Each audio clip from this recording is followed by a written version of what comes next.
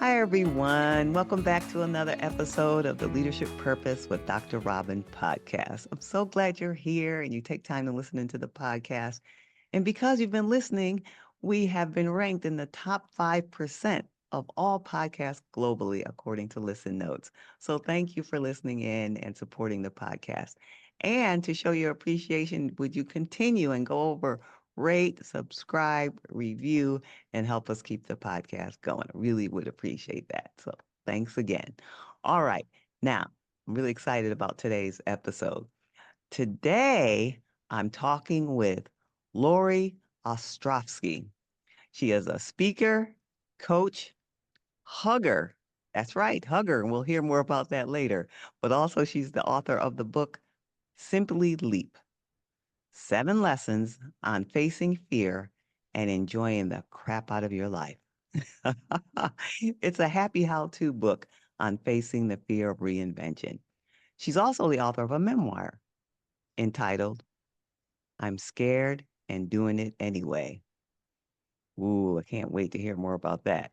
And this book is about her reinvention of herself after being diagnosed with a brain tumor at age 28. Lori helps women clarify what they want and feel more confident putting themselves out there. In over 2 decades, she's worked with executives at IBM, Microsoft, Harvard, the U.S. Department of Health and Human Services, and the Girl Scouts of USA, to name a few. Welcome, Lauree Ostrofsky. Oh, thank you so much. It's a pleasure to be here and in conversation with you. I'm so glad. I'm so glad and excited to speak to you for many reasons, but also because you are the kind of ideal, I don't want to say poster child, but basically the model of the woman who we are speaking to on the podcast. And we'll Yeah. get more into your story, but the woman who was doing the work but unfulfilled, Mhm. had a measure of success according to everyone else and their expectations. So she's the one that we are talking to, and any others who can just find inspiration from our conversation. Yeah, But for I'm sure. excited because that was your actual story. I was like, oh my goodness. Yeah. All right. So let's start. I just read that little bit, kind of your introduction and bio. But why Yeah. don't you tell us in your own words, two things about you and then about the work you do. And you can say anything about yourself and the work you do. Yeah. I would say I am an introvert. I am an awkward speaker. I am an A student.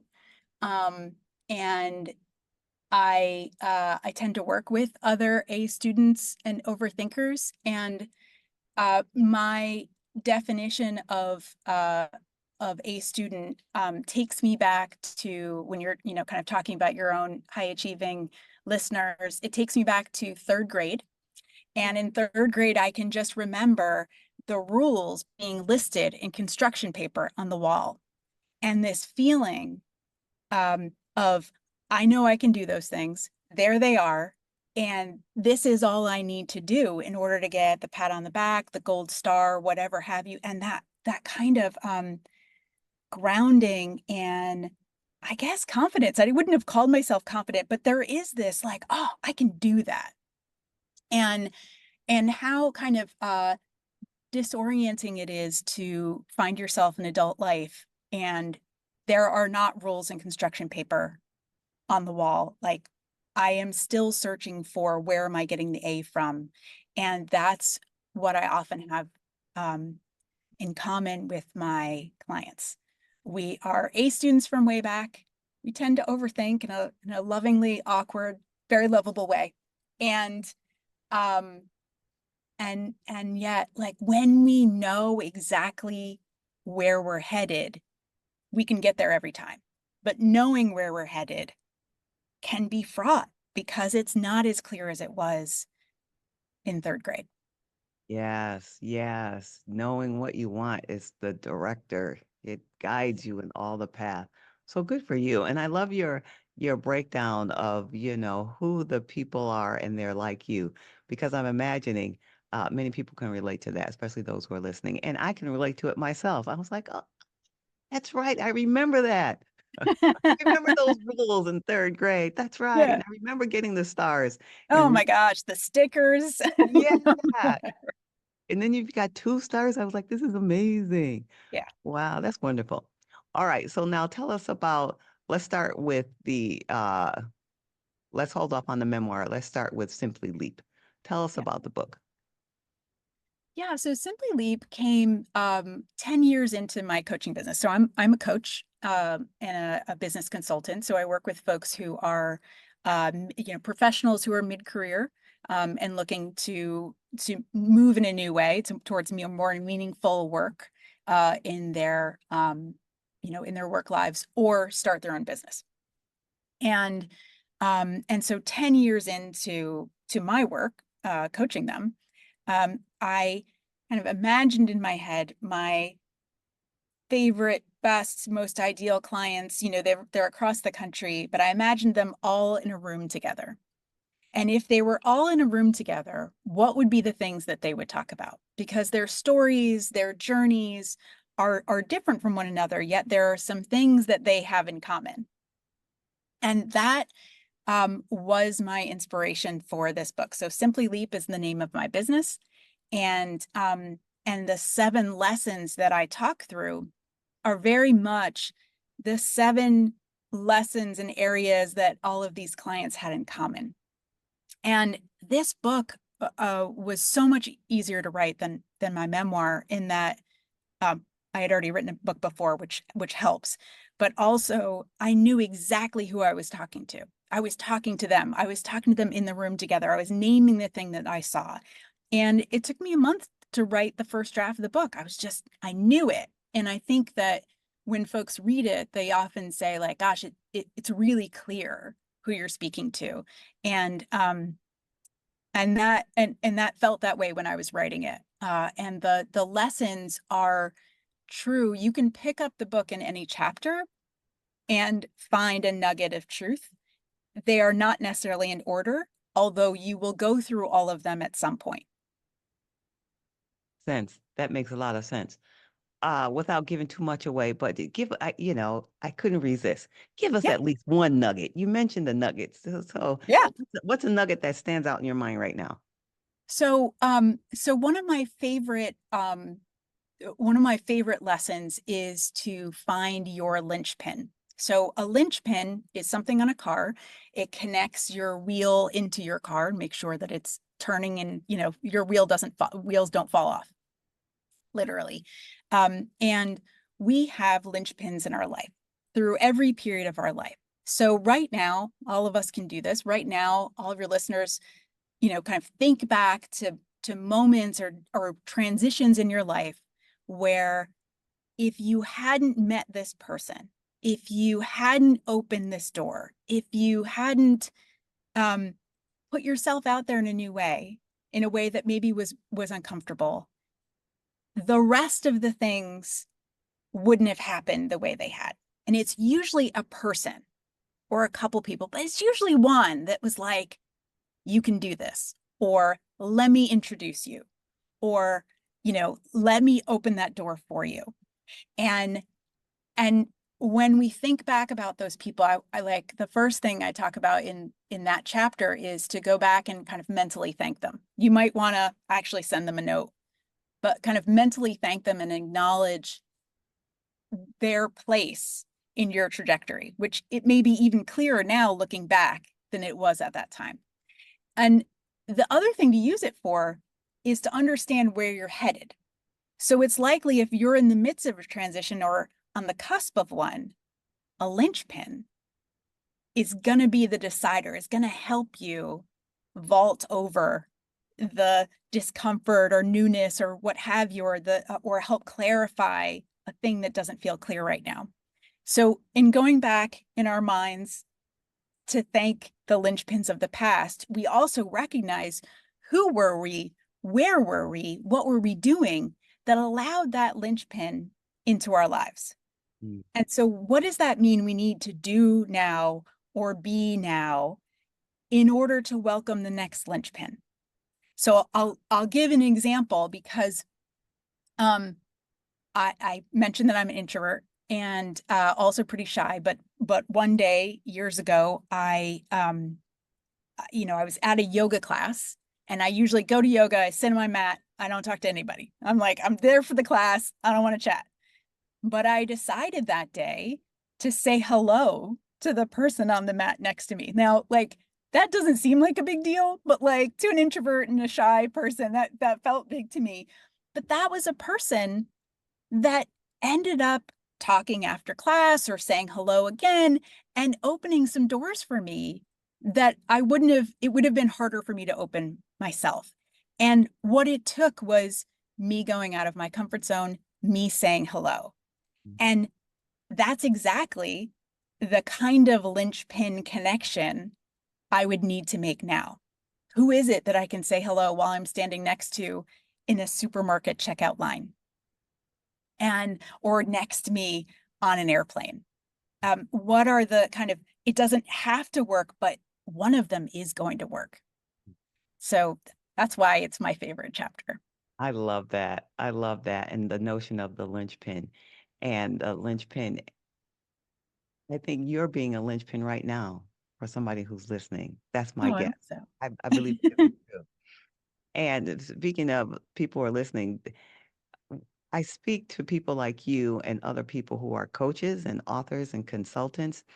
And you are exactly you and your book do exactly what I want to do in this podcast, especially this season.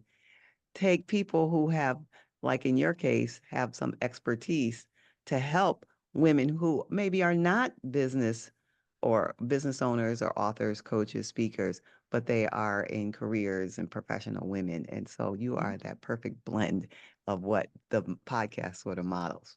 All right. Oh, So now we've heard about the second book, your first book, Simply Leap. But now tell us about the memoir because, the title, I'm scared and doing it anyway. Already, I'm like, that's already, say no more. yeah. You just gave us a guidebook about what to do, right? But just Yeah. tell us about how you came to write the book from your experience and the message it has for people today. Yeah. Um, so I want to talk about first about those words because I'm scared and doing it anyway. I didn't realize that that was going to be the phrase that so much of my life after that has now been based on. Like people repeat it back to me, and I'm like, well, I don't really want to jump out of an airplane, but I recognize that I'm scared and doing it anyway makes it sound like I probably will. You know what I mean? Like there are limits. But the words I'm scared and doing it anyway actually came from my first ever speech that I gave. And um, and the speech was based on this life-altering experience of being diagnosed with a brain tumor. And so many of us are old enough or long enough into our lives to have experienced at least one thing that has completely sent us in a different direction, has been a giant right turn that we maybe didn't have a choice about, but we made as many thoughtful, empowered choices out of that turn as possible. And so my brain tumor was a gigantic turn that I wasn't expecting.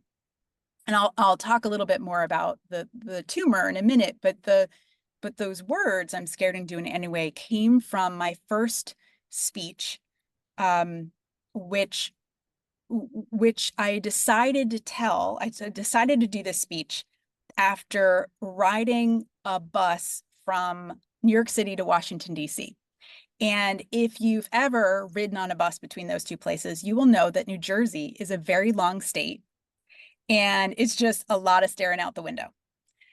So luckily, staring out the window has its benefits. And one of them was me having this visual suddenly of standing on a stage and speaking. And I thought, I may have mentioned that I'm an introvert and shy, that I'd never imagined to be on a stage. But in that moment when I kind of saw myself there, I thought, oh, I could be talking about my brain tumor. Because I had shied away from talking about it at all. It was not on my website. It was not part of my business because I was afraid to talk about what had happened in my journey because I didn't want to be pitied. Sometimes these giant right turns can cause shame, uh, disconnection, vulnerability, and we want to hide from those because we want to be leaders. We want to be seen as healthy and vibrant. And it feels like one's in competition or, one's a detriment to the other. And that visualization of me speaking, I was like, oh, actually, this is an empowered thing. Because when you say the word brain tumor or heart attack or breast cancer, I mean, God forbid any of those have to be said. But when you do, people listen for a little bit longer. And what's possible when people listen a little bit longer is transformation, is connection. And that connection and transformation was more important to me in that moment than my fear of potentially being pitied.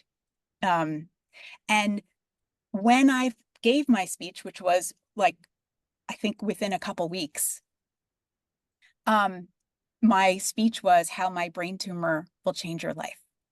And one of the reasons why I said my brain tumor will help you change your life is that I learned how to face fear because I was forced to.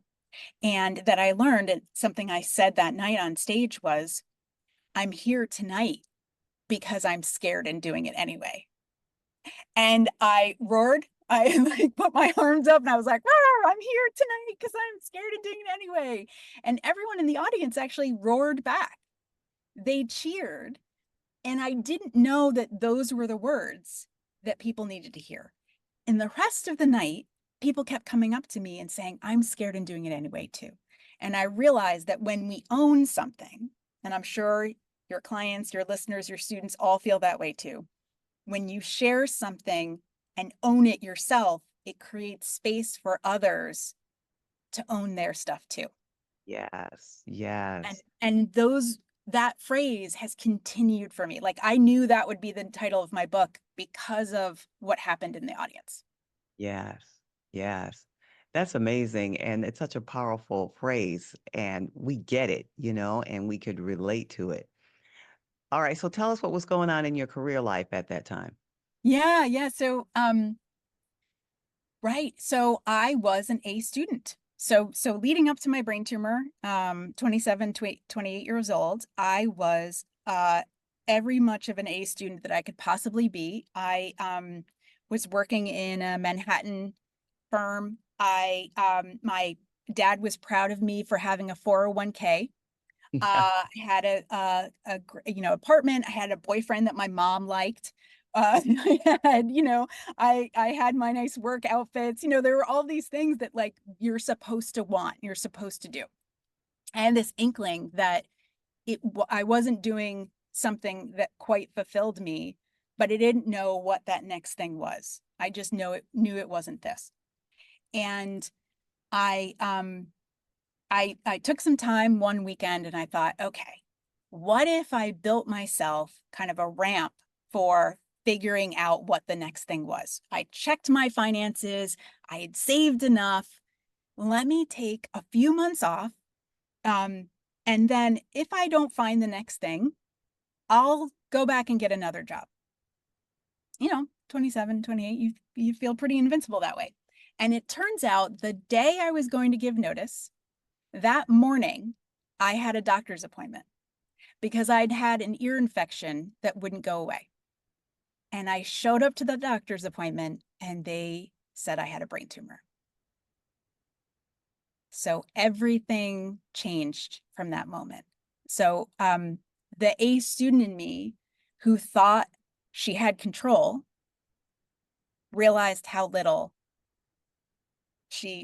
all of us, how little we have control over. And the pandemic forced all of us to kind of realize that as well. There is so little that we have control over. And in the grief of that, along with the diagnosis, I finally, through multiple surgeries and being in the hospital, realized what I really have control over, what we all really have control over. And that is not whether something bad is going to happen, unfortunately, We don't have control over that. We don't have control over if someone's going to return our call, or if we're going to get that job, um, or if that person's going to keep loving us, as much as we desperately want to control those things. We only have control over what we think about what's happening to us, the words we use. Our words have a lot of power. The people we surround around us and the messages they reflect to us. And then ultimately the choices we make out of whatever situation we're in. And that fundamentally changed the rest of my choices, the rest of my life and professional choices after that experience. That's incredibly insightful, incredibly insightful. So tell us how after, okay, so you said it had this sort of turning point. And so now tell us about the turn and where that led you. Yeah. Um, so I think out of many of us who have a life-altering experience, what I liken it to is, when you've had a really bad cold and you can't breathe out of either nostril, and then there's the one that, like, the day you finally can breathe again, and you're like, oh my God, and the world has opened up to me. Coming out of a major event, it kind of felt like that. And the world felt new to me. Life felt so much more precious. And so I was going to do it all. So I did quit my job. I started freelancing so I could work from home. I applied to art school, something that I had always wanted to do and was too afraid of, but I applied and I went to art school for a while, and then I realized it's not really for me. But I applied. That was the biggest thing, right? I started traveling, and then ultimately I ended up making bigger decisions out of that, where I ended a relationship, I moved, um, and I started Simply Leap, my coaching business. So I became a coach 2 years after I graduated from my coaching program, 2 years after my brain tumor. And yeah, and that decision made so much sense because of the clarity that I had in what we really control, what we don't control, and how much more empowering it is to focus on the things that we can control. If I could help other people feel empowered in those specific areas, that felt like the most fulfilling work I could do. Yes, I'm fascinated by that and very curious how you made the decision, or you were freelancing, but how that moved to a business. And I don't ask, and I'm saying this for the whoever's listening, I'm not saying that business is the route for everyone who's unfulfilled in their profession, but because it's a fascination of mine, I'm asking the question because it sounds like there was some clarity already or some confidence in there. So tell us about that. Yeah, so um, and I agree with you. Owning a business isn't necessarily for everybody, but I would say that leaders of almost any sort are entrepreneurial. I can't even get that word today. So entrepreneurial, and that even within an organization, we can act entrepreneurial. We can be our own entrepreneurs and chart our own path. And I think that's what makes a leader in a lot of senses. And so I would say that's the thing I think we have in common, whether it's owning a business or not. I think that what helped me was I was in a special window of time where things that I thought were scary were not scary. And I would say as the years have gone by, I've gotten back some of the fear that I had let go of at that time, but I think that's human nature. So quitting my job, totally not scary anymore. I was not worried about potentially disappointing people, which was such a big motivator for me as an A student leading up to that. So I had this kind of willingness in this period of time to, like, try something. But the other thing that I'll say more practically is that because I was freelancing, I got to put a lot of things in place that ultimately helped me as a business owner. So I learned as a freelancer how to pay estimated taxes, and how to set up my home office, and how to set up my time in a home office. Because when you go to an office or you work for someone else, often that time and structure is laid out for you. But when you're at home or you're on your own in some way, you've got to lay out that structure for yourself. As a leader or a manager, that's also sometimes true. But it's that mindset transition to how do I create that structure for myself that really is the deciding point of, or for me was, okay, financially, I figured out how to create that structure.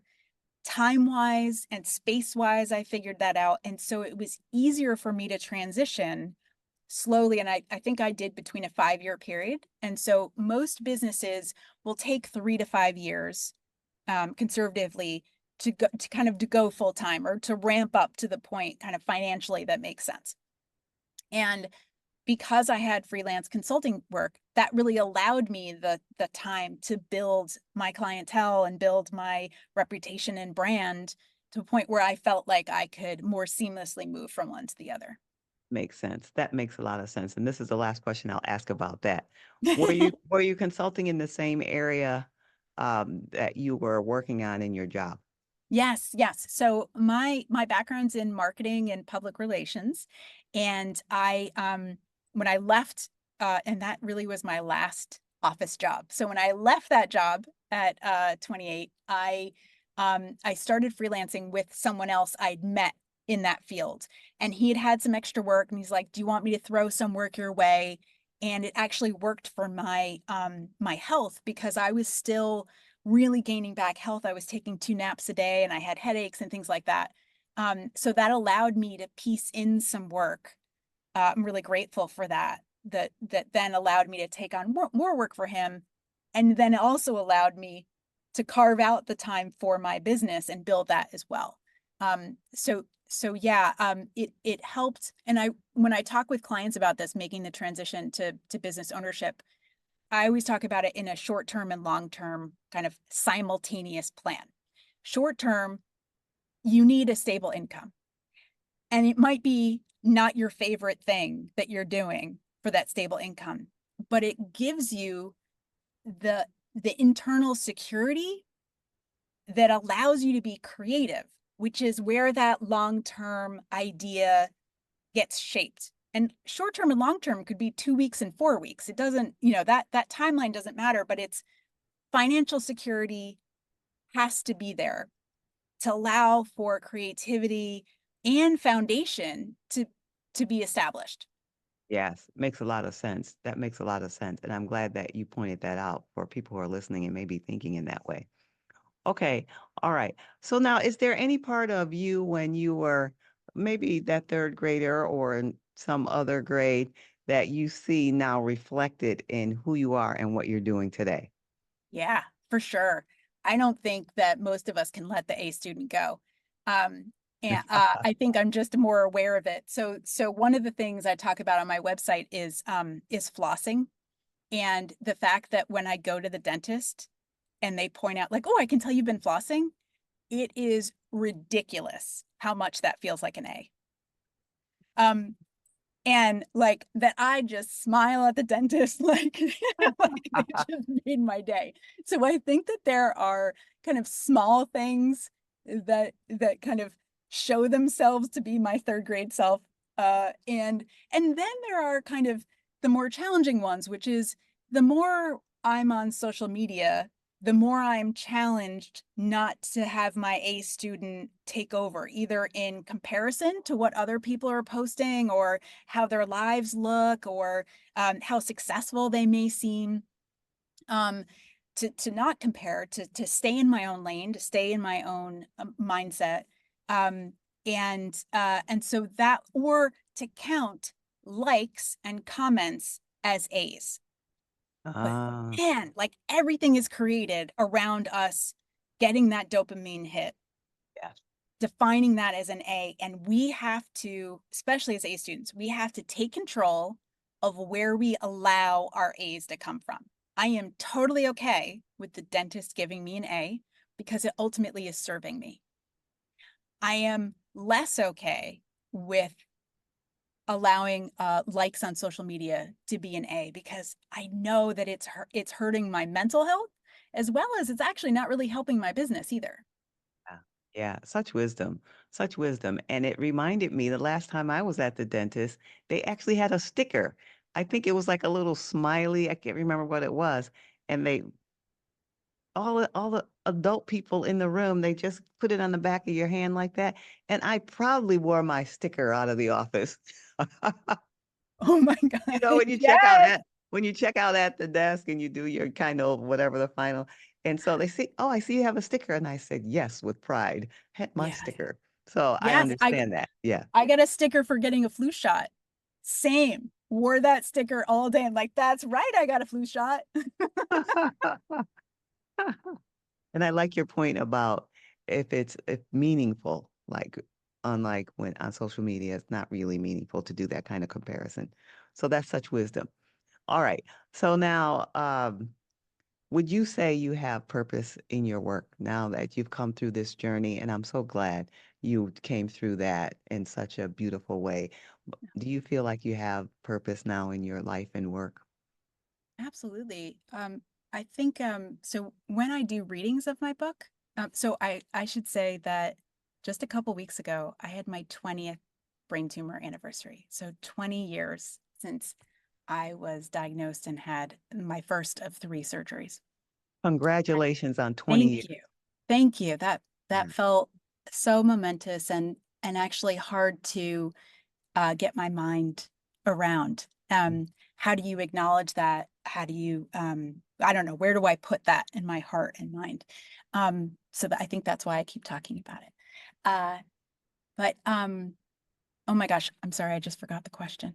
Do you have sense of purpose now? Yes, yes. Okay. So the beauty of speaking or reading from my book is that when I read about that experience, when I have to read it out loud at a book reading, I am reminded of my story. When I have interviews like this with you and say it out loud, I'm hearing myself say it too, just as much as you and your listeners are. I'm hearing it. And that is a reminder of purpose because what I can control and what I can't control needs a daily reminder, sometimes hourly. And that to me is purpose. Purpose is choosing consciously and continually where we're going to put our time and energy and resources. I love that. I consciously choosing where you put your time and resources. I really love that because it, of course, relates to my work. Um, and, you know, I teach people how to do that. So you and I are in alignment. Absolutely. All Yes. right. Uh, so do you think it's important for people to have a sense of purpose in their work? We just talked about you, you have it, but do you think it's important for others? And Yeah, if I so, think, why? If not, why not? yeah. Ooh, that's like a juicy question because I think it's important for people to have purpose, period. Where you get that purpose is up to you, is up to what's going to be the most meaningful thing for you. So I have friends uh who do their job just to do their job and then have an amazing number of hobbies and interests. And it's beyond my comprehension how you could possibly do work that isn't emotionally and intellectually stimulating. Like just okay doesn't feel just okay to me about my work. And maybe this is also because I'm an A student, I identify so much with who I am is what I do. And how I interact with the world is very much about purpose. And my purpose tends to relate so much to my work as well.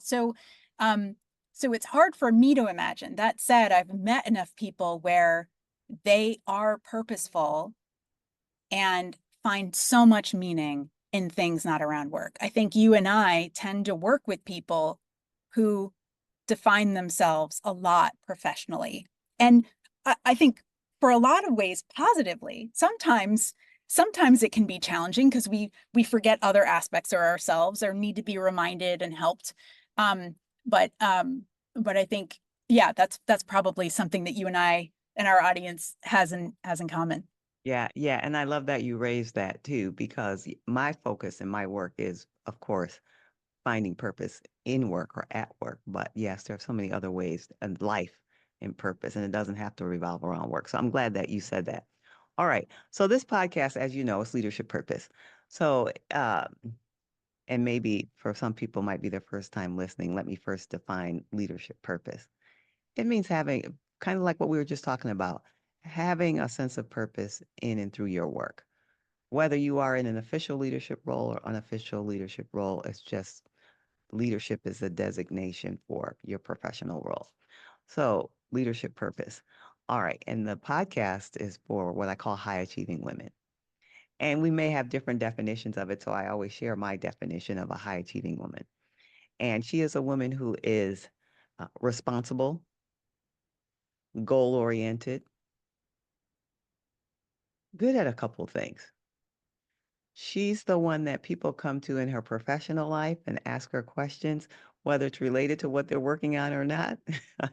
And she's the one in her personal life, family, friends, community, neighbors, they come to her and ask her questions, whether it's related to anything she knows or not.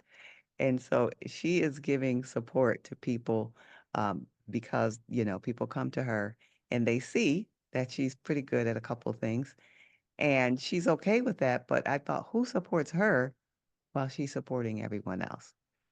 So I feel called to support that person, and the podcast is a part of that.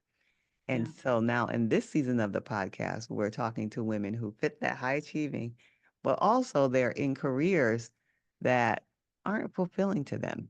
They're doing work that's not fulfilling to them. Something seems to be missing, even though on the outside everything looks okay. Like there's nothing really drastically wrong. There's Mhm. just something missing. All right. Now, with that person in mind, what's something from your life or experience, work, personal, however you want to bring it out? What's something you can say to that woman who's like, something's missing? Mhm. Oh, you said And I that wish, so beautifully. she says, I wish I had some more meaning and purpose in my work. Yeah. Yeah. Um, oh gosh. The first thing I'll say is that you already do, you already are. Um, as high achievers, we have a tendency to look at the next mountain, and there will always be another mountain.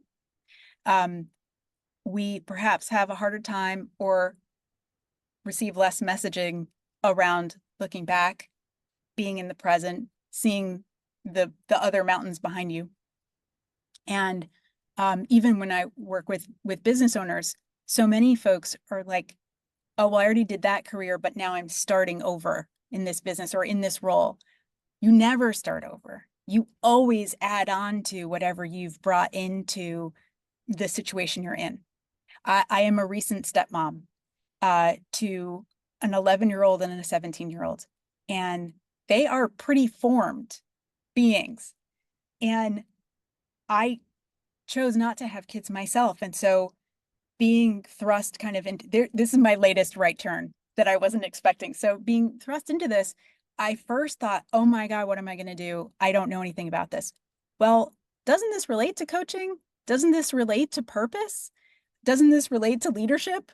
Um, if I help people on a daily basis, if you do in this podcast as well and in your work, it's like, well, some of that stuff is related. This isn't a clean slate. I'm bringing everything in. And so I guess this is a longer way of saying there is so much you bring already, that you've done already, that you are already. And recognizing that is so much more powerful than than focusing on the next mountain and seeing how far it is and seeing what you've yet to learn. Seeing what you have learned are the steps that are going to lead to climbing that mountain. Ah, yes, looking at what you already have. Yeah, yeah, I love that. Laura, you have been so insightful and generous with your time. Before we tell people how they can get in touch with you, is there anything that I didn't get a chance to ask you that you're thinking about, or is anything pop in your mind that you'd like to share before we tell people how they can Oh, connect with you? well, I could keep talking to you forever. You are such a wonderful listener and just so generous with even how you you pace your questions. I'm just so delighted being in conversation with you. And I can imagine why your podcast is doing as well as it is. It makes perfect sense to me.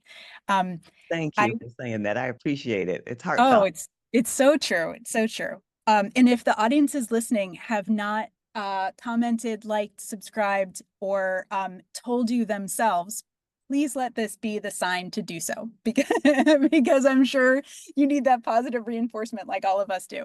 Yes. Um, so the thing else that I'd wanted to share is that I created a fun survey on my website, and it's free, and it's one of the aspects I think that connects many of us A students is overthinking.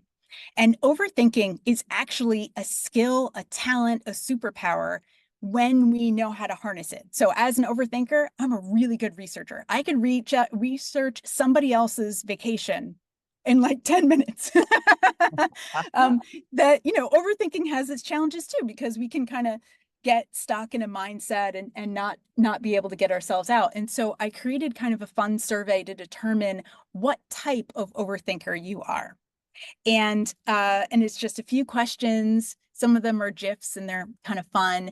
And you get your type, one of 4 types. You get a description out of it of how that relates to you in relationships and how that relates to you at work.